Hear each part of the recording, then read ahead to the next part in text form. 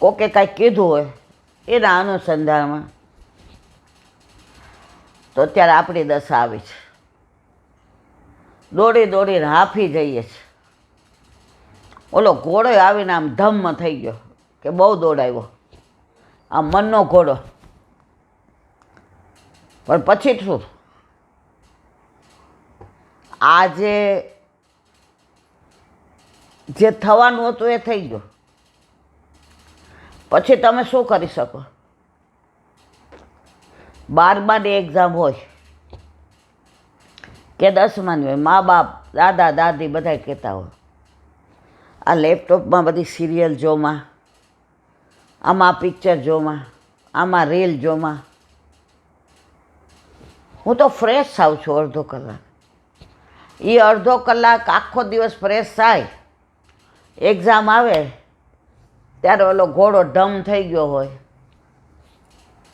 Passing mark પરાણે આવે, વરસ બગડે નહીં.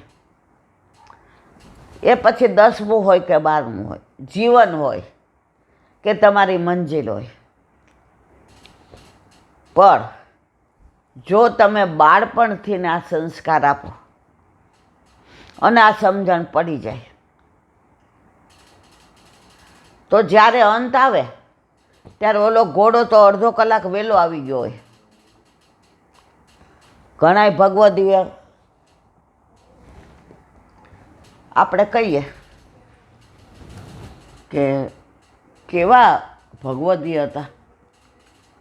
આમ હજી તો યમનાષ્ટક બોલતા બોલતા લીલામ પહોંચી ગયા, સેવામાં પહોંચતા પહોંચતા લીલામ પહોંચી ગયા. પછી બધા એના વખાણ જ કરે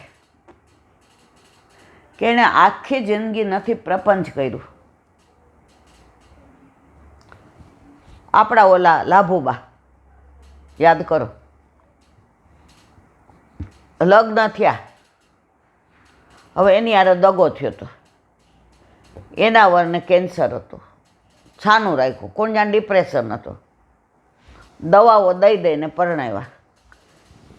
પહેલાંના જમાનામાં એકવાર પરણી જાય ને પછી એમાં કાંઈ નહોતું થતું. આપણે એક પદ્મિની કોલ્હાપુરે અને ઋષિ કપૂરનું પિક્ચર જોયું હતું, પ્રેમરોગ. એમાં પદ્મિની કોલ્હાપુરને બધા ઘરના આમ રાખે છે, એકને એક હોય છે. પાણી માગે તો દૂધ આપે, હીરા ને મોતી ને માણેક ને ગાડી ને બધું. હવે પરણીને સાસરે જાય છે અને એનો વર લીલામ પહોંચી જાય, અને પછી જે વિધવા તરીકે જીવે છે. પહેલાં આવું બધું હતું. હવે લાભોબા ત્યાં ગયા એટલે ખબર પડી, પણ રાત ગઈ ને બાત ગઈ. હવે સવારે પાડોશીએ પાણી ભરવા ગયા એના કૂવે, લાભુઓ અલ્યો પ્રસાદ લઈ લ્યો. લાભુબા 15 કે 16 વર્ષના હતા. પહેલાં છે ને ટાઈમમાં થાય ને પહેલાં છોકરીને પરણાવી દેતા હતા. હા બા આવી, બા તમારે પાણી સીંચવું છે, લાવો સીંચી દો. લાભુઓ પ્રસાદ લઈ લો. બાપા તમને ખબર નહોતી આ હેમંતને એટલે એના વરને છેલ્લા સ્ટેજમાં કેન્સર છે. મુંબઈ દવા કરાવતા એટલે અમારા સિવાય કોઈને ખબર નહીં. પણ પહેલાંના જમાનામાં આવી તપાસ કરાવવાનું ને આ બધું હતું નહીં. એટલે બિચારે લાભુને તો આમ ધરતી માર્ગ આપે તો હમાઈ જાય. રૂપ રૂપનો અંબાર, ગૂંથણ એવું.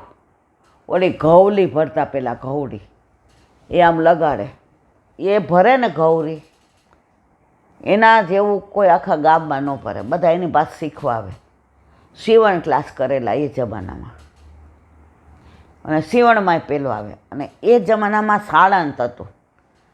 7મા ધોરણ પછી સાળંત કરે એટલે 1 થી 4માં તમને નોકરી મળી જાય.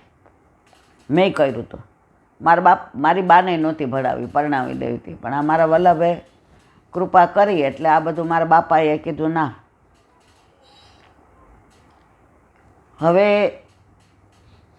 અડધો 10 મિનિટ ત્યાં બેસી રહી, લાભો બાપ એટલે ત્યાં તો લાભો હતી. લાભો હવે શું કરશો? જે ગમે જગત ગુરુ દેવ જગદીશને તે તણો ખરખરો શોક કરો. એ કે માં આ તો આને કેન્સર હતું, મને આ લોકોએ કીધું નહીં.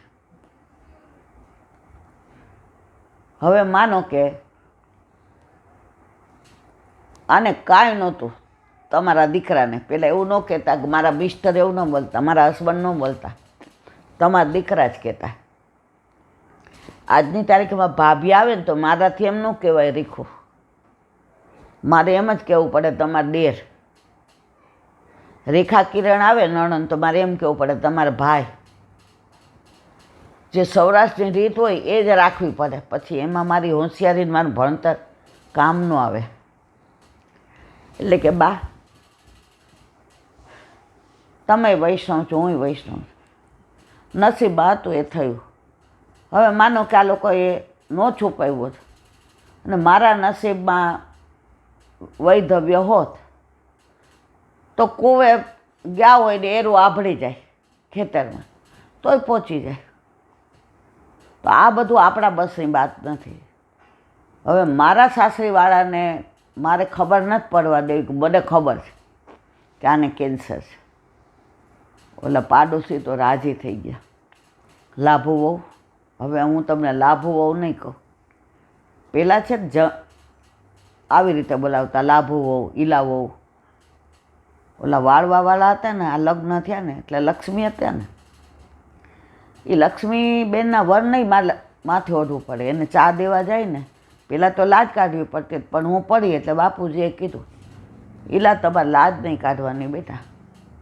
તો એને ચા દેવા જાય તો માથે ઓઢવું પડે. નહીં તો બાજુવાળા એમ કે માથે ખીલા ખોડો.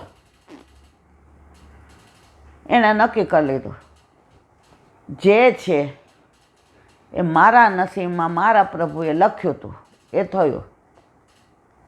પાણી ભરીને ગયા એટલે ખોટું કર્યું હોય ને એને બહુ બીક લાગે. એટલે નણંદ તરત ભાભી આટલી બધી વાર લાગી? એ કે ઓલા બાએ પ્રસાદ દીધો. પંચાયત કરતા હતા ને? એ કે ના કાંઈ પંચાયત નથી કરી. બીક હોય ને. રાતના આના વરે હાચું કહી દીધું કે ઘરમાં મારી યારે છુપાવી ને આ લોકોએ તને. એ કે કાંઈ વાંધો ને, જે મારા નસીબમાં હતું એ થયું. હવે માનો કે તમને નથી કેન્સર અને તમે ખેતરમાં ગયા અને એરું આભળી ગયો. હવે આ વાતને અહીંયા પૂરી કરી દો. હવે જેટલું જીવવું છે સારી રીતે જીવીએ.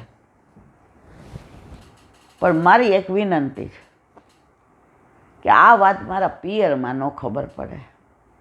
નહીંતર અમે હાથ મારા બાપાને ભાઈઓ, મારા 6 કાકા, હાથમાં મારા બાપા સૌથી મોટા, મારા બધાય કાકાને ત્યાં દીકરાઓ છે, હું એકની એક બેન છું. એ બધાની માથે આપ ફાટી પડશે. એટલે જ્યાં સુધી તમે છો દુનિયામાં અને જાઓ પછી ઘરમાં કહી દો, કોઈને આ વાતની ખબર ન પડે. અને આ પાડોશી સિવાય કોઈને ખબર નથી. એ મુંબઈમાં અમે એના ડૉક્ટર ઓળખીતા ત્યાં ગયા એટલે બાકી ગામમાંય કોઈને. એ પાડોશીને લાભોએ કહી દીધું, માં તમે કહેતા હતા ને હું તને લાભો વહુ નહીં કહું, લાભો કહીશ. આ વાત હું દુનિયામાં છું ત્યાં સુધી કોઈને કહેશો નહીં. મારા સસરાવાળાને મારે બદનામ નથી કરવા, મારા ઘરવાળાને નથી કરવું. જે મારા નસીબમાં હતું એ થયું. ભાગ્યમાં જે હોય એમાં કોઈ વિધિના લેખ પેલા કરી શકતા નથી. હવે પેલું તેડું કરીને લઈ ગયા. મા બાપે પૂછ્યું, લાભુ બધું સારું છે ને બાપા? અરે બા, પાણી માગો દૂધ આપે એવા તમારે જમાય. મારા સાસુ ને મારા નણંદ તો માને ને બેનને ભૂલી જાવ એવો પ્રેમ. અને મારા સસરા તો દશરથ રાજા જોઈ લ્યો. મા બાપ કે સારું બાપા, હાથે કાકા આવ્યા. દીકરા કેવું છે બધું? કાકા તમે તો સોનાની પાલખીમાં દીધી હો મને. કૂવે જળ ભરવા જાઉં ને તો નણંદ એમ કે ભાભી હું આવું છું એટલે તમારે ઓછું ભરવું પડે. મારા સાસુ મને ખવડાવીને ખાય એવા. મારા સસરા તો દશરથ રાજા. કાકા ને બધાય રાજી થઈ ગયા. હાસ બાપા. 7 ભાઈઓ વચ્ચે એકની એક બેન, એકની એક દીકરી. પ્રભુ તે બહુ અમારા પર કૃપા કરી. પાછા તેડી ગયા. લાભોએ કીધું કે આપણે દૂર રહીએ છીએ ને એટલે ઘડી ઘડી તેડવા ન આવતા.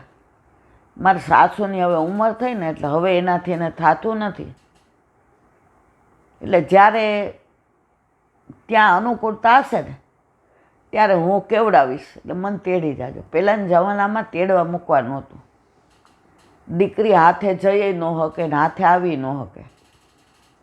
જે જમાનો હોય એવું બધું. 5-6 મહિના થયા ત્યાં વર લીલામાં પહોંચી ગયા. લાભો માનસિક તૈયાર હતી. હાથ કાકા ને કાકી ને મા ને બાપા ને દાદા ને દાદી ને બધા એવા રોવે કે ગામને તો આમ ગામને એમ થયું કે આભ ફાટી પડ્યું. સ્વસ્થ એકલી લાભો. એ જમાનામાં આટલો ઘૂમટો તાણીને બેસી રહેવાનો. બંગડી કાચની પથ્થરેથી તોડી નાખે, ચાંદલો કાઢી લે, સેંથી પેલી કરી નાખે, વાળ ટકો કરાવી નાખવાનો. લાભુને જોઈ કાકાને કાકીને ભાઈઓને મા બાપને દાદા ને દાદી હૈયા ફાટ રુદન કરે. કાકા હતા સૌથી એક સમજો એને બોલાવ્યા. કાકા જે થયું એ નથી થવાનું અને મારે એક વાત કરવી છે. મને તમારે લઈ જવાની નથી. હું મારી સાસરીમાં જ રહીશ. આ એકનો એક દીકરો હતો. એ લોકો ઉપર આપ ફાટી પડ્યું છે. મને સીવણ ક્લાસ આવડે છે. આ ગામમાં હું સીવણ ક્લાસ ચલાવીશ, બધાનું સીવીશ. કાકા કે હું મરી જાઉં તોય ન રહેવા દઉં તને અહીંયા. મારી લાભોની આ દશા. 40 દિવસ થયા એટલે લઈ ગયા. બધાએ કીધું કે હવે લાભુ તારા અહીં રહેવાનું. હાથ કાકાએ કીધું કે જમીનના 8 ભાગ પડશે, મકાનના 8 ભાગ પડશે. લાભો અમારી 8મો ભાઈ. કારણ કે પહેલાં ખોળે લાભો હતી અને એના સાસુ સસરા એટલા સારા. એના મનમાં આત્મા ડગતો હતો કે આપણે આપણી દીકરી હારે આવું કર્યું હોત તો. એ જમાનામાં બીજું કરવાનું તો કોઈ સવાલ જ નહોતો. વૈષ્ણવ વાણિયા હતા. લાભોએ કીધું બા હું અહીંયા. તો કે બેટા હવે અમે ખૈરું પાન કહેવાય. આજે છી કાલે ન હોય અને બેનનું તો નક્કી છે એટલે સાસરે મોકલવાની જ. બેનના લગ્ન થઈ જાય એટલે તમારે પિયર જવાનું. કારણ કે ભગવાન અમને મોટી ઉંમરે દીકરો આપ્યો હતો એટલે ભાઈ નાનો હતો તો એ પહેલો પરણાવી દીધો. કારણ અમારા પેટમાં પાપ હતું. લાભુ કે આજ પછી બોલશો નહીં. જે નસીબમાં હતું એ થયું.